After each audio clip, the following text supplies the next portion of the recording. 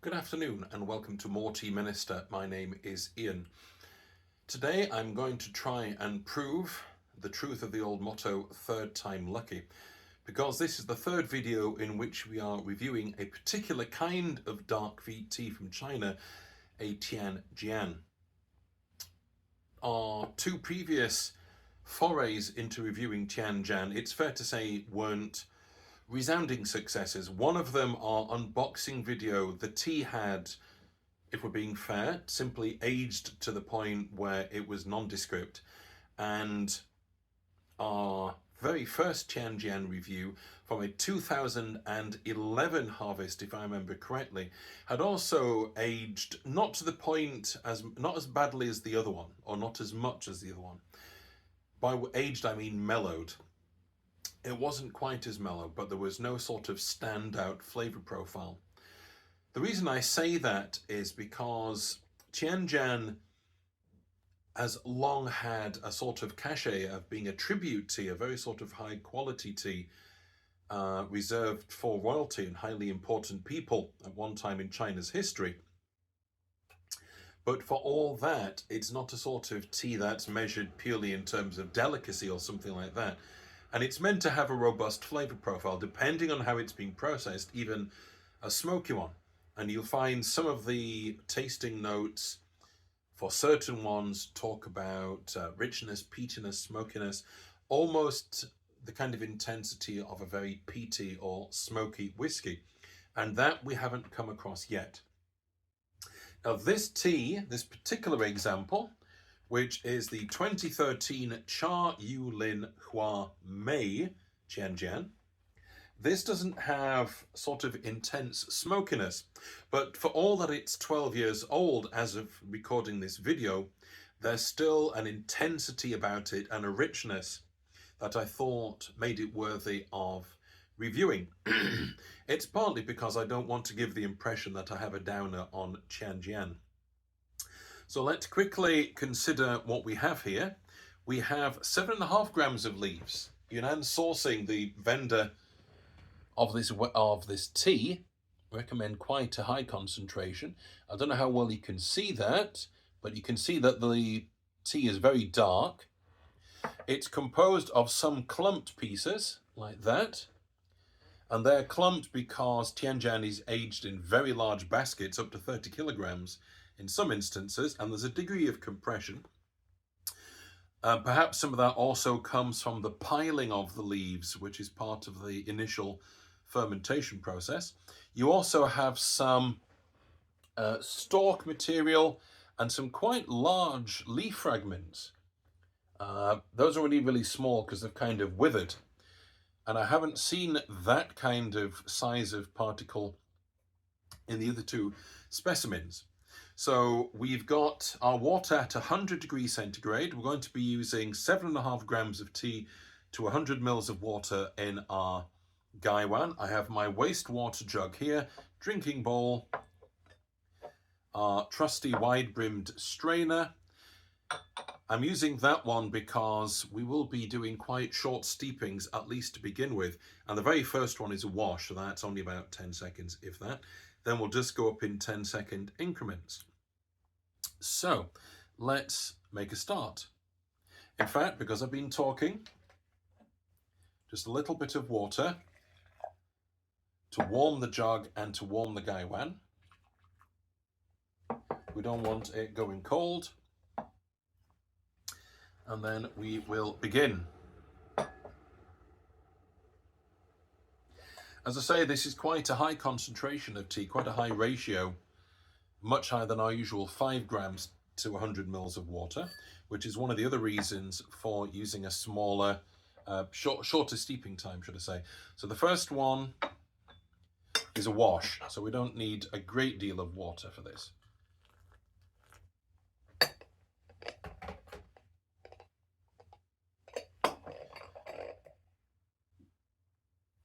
Little bit of colour coming off that, which is not a surprise. That's our 10-second wash. You can kind of smell, it's going to sound odd, but you can smell the age on it. There's a certain funkiness which is meant to be there. It's not a criticism, but there is a little bit of funkiness in there, along with a really robust, almost black tea flavor profile. Let's pour that wastewater away.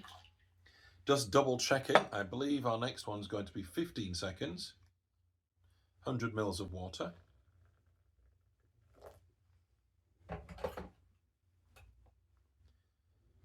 As always, the counting begins when the water hits. So that's our 15 seconds.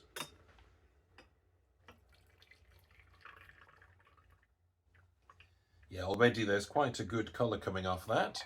I'll smell off the lid. That age and a bit of sweetness. The colour, not quite bronze. It may get up to bronze, but as of yet, you get more light. Yes, there you get more light. You can see it's more sort of orange colour. If we're being, that's not a very precise or poetic term, but there you go. Yeah.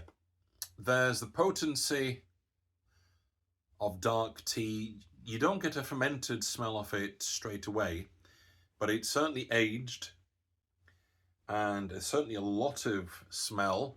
That sounds ridiculous, very intense, and there is a certain bitterness that you might get with the black tea. As always, just a little sweetness off the cup.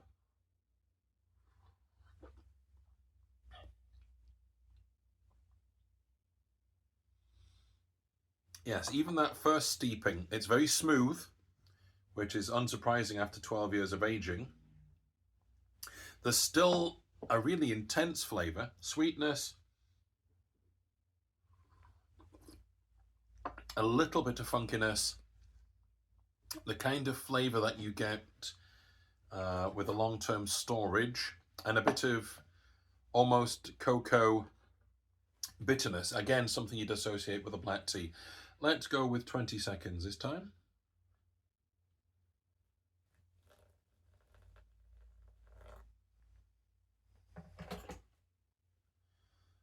The leaves are unfolding fairly quickly, so there's another reason for not leaving it to steep too long. I've noticed that Tian Jian, despite being a dark tea and very thoroughly fermented, can still oversteep very quickly, unlike other dark teas. So there we go, our smell off the lid. That's a much more rounded smell this time. Almost a sort of lighter note. It doesn't smell, there's no funkiness now. I think that's what I'm noticing. Yeah, there's no funkiness on this. So there's a sort of sweetness of a fermented tea. That's more obvious now. Quite a good, strong sweetness as well. But unmistakably a dark tea. It's not like a kind of white tea sweetness. Almost syrupy.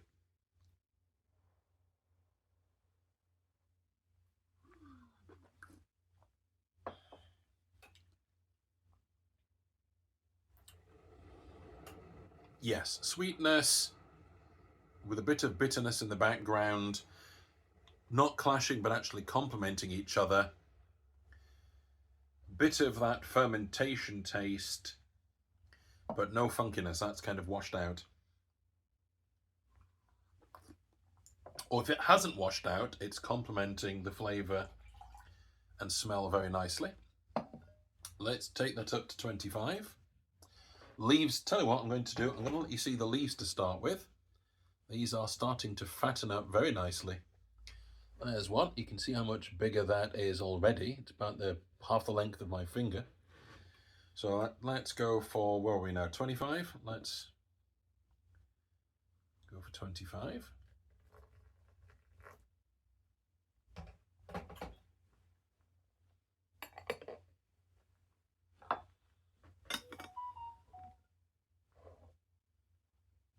Sorry if you heard that, my tablet beeping at me for some reason. There we go. Oh, the colour's even stronger, I would say. Not sure, I don't think I showed you the colour of steeping number 2. So let's remedy that. First of all, the smell off the lid. Yeah, It just smells like a lovely, sweet fermented tea. And it's much the same on here, but a touch of earthiness off the jug. The colour, yeah, much more of a sort of bronze colour this time. I think that's what I was missing from the other two examples that we brewed. They had some of these flavour aspects, but they'd lost all the intensity. And it doesn't matter how well balanced they are, if there's nothing to sort of make them pop, then I think we're missing out on something.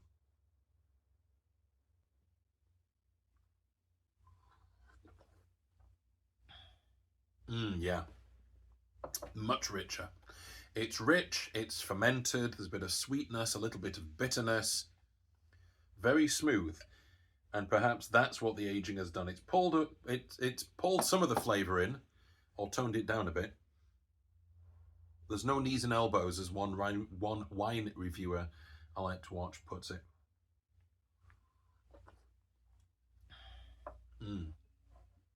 Yeah. It's almost fragrant. It's so fragrant, it's sort of passing into my nose without me trying to. Very enjoyable. One last sip. I'm getting greedy for this. We'll pour the rest out. I think we'll be able to get steeping 4.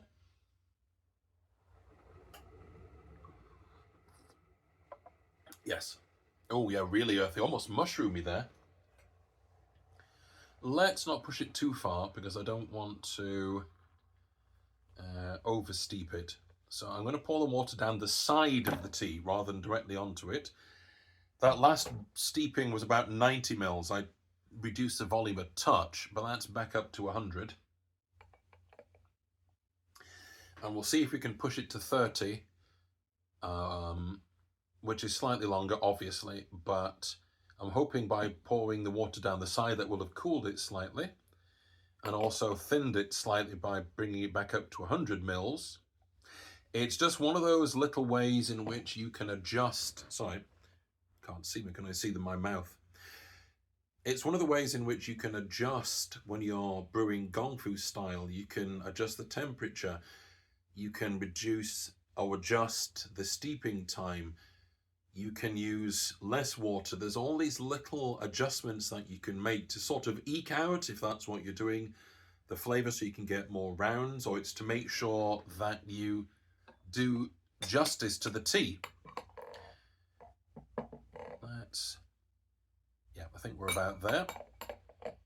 Certainly, sorry, this lid seems to be sticking when I'm folding it back today.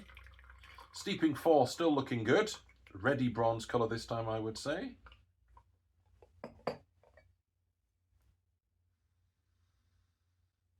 Much the same scent as before, maybe a little milder. More the sort of a vegetal note has come out there. The leaves are really unfurled. Let's show you one of those. I don't know if you can see how much fatter those leaves have got, but they're definitely steeping. The colour is, get plenty of light on that. Yes, it's almost the colour of a red tea now. A really dark bronze. The smell, yeah, even more intense than the last one, but hopefully not over-steeped. It's fermented, it's bitter, the sweetness, there's richness.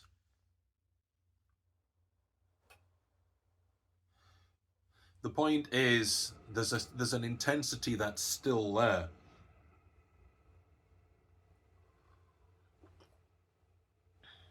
And there's earthiness.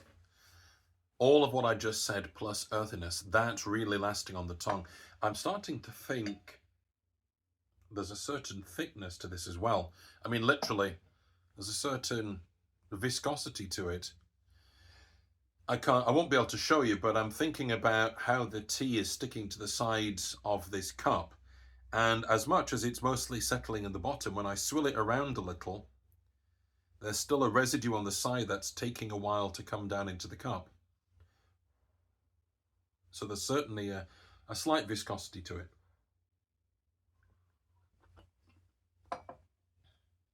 Yeah.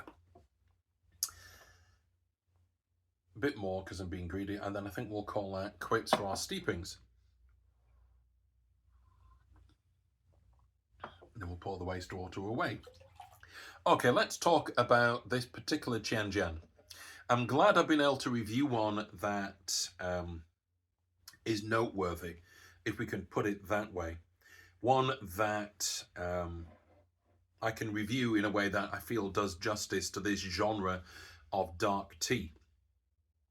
Is it easy to brew? Well, as we've seen with the other Tian Jians, you do have to be careful not to oversteep it. That's the one thing. It's true of all teas, but I think it would be possible to forget, because it's an intense flavor and it's fermented. It might be tempting for somebody to say, well, it doesn't matter, we'll just brew it for another 5 seconds. It really does make a difference, especially at 100 degrees centigrade, especially with a high volume of tea.